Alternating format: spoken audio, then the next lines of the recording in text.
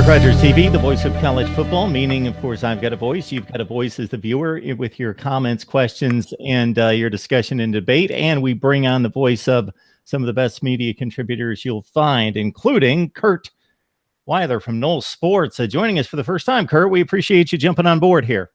I appreciate you having me, Mark. Glad to be here. How much has changed with Florida State football in 1 year? Jimbo Fisher on the sideline with the national championship ring on his hand. A set position at quarterback with DeAndre Francois looking for a huge breakout season, considering what he endured with a porous offensive line the year before, coming off an Orange Bowl win, top 10 ranking. Man, they're the team to beat in the ACC, if not the nation. Then here we are a year later, coming off 7-6, and Willie Taggart on the sideline. So he's only been in play for a few months. I think it's generally the consensus that he closed well during recruiting.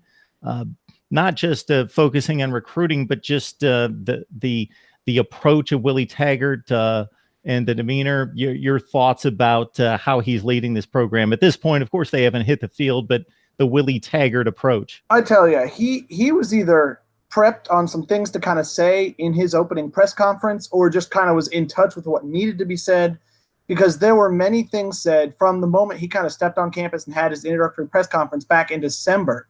That was just him saying the things and saying that his emphasis was on the things that most bothered Florida State fans about Jimbo Fisher and how he ran things. It was about the lethal simplicity on offense. It was about his defensive mentality. It was about getting the most talented players on the field, all kinds of things like that. I mean, we see now in practice, it is night and day. We were very limited, I will say, in what we were able to see most of the time from Jimbo Fisher in practice. We didn't get to see much of anything in the regular season either of the last 2 years. So it's kind of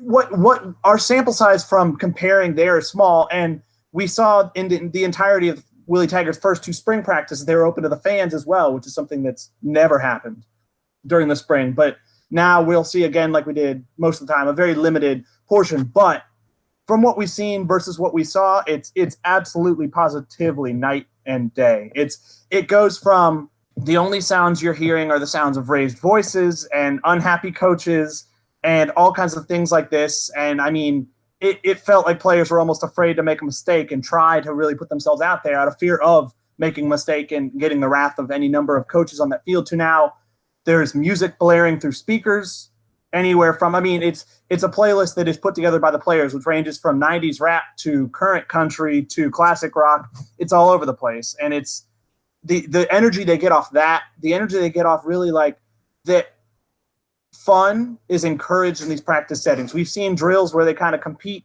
inter-team and in like a cat and mouse type drill or things like that. And the celebrations they have in the middle of this practice when somebody makes somebody miss or jukes somebody or pulls off something really amazing.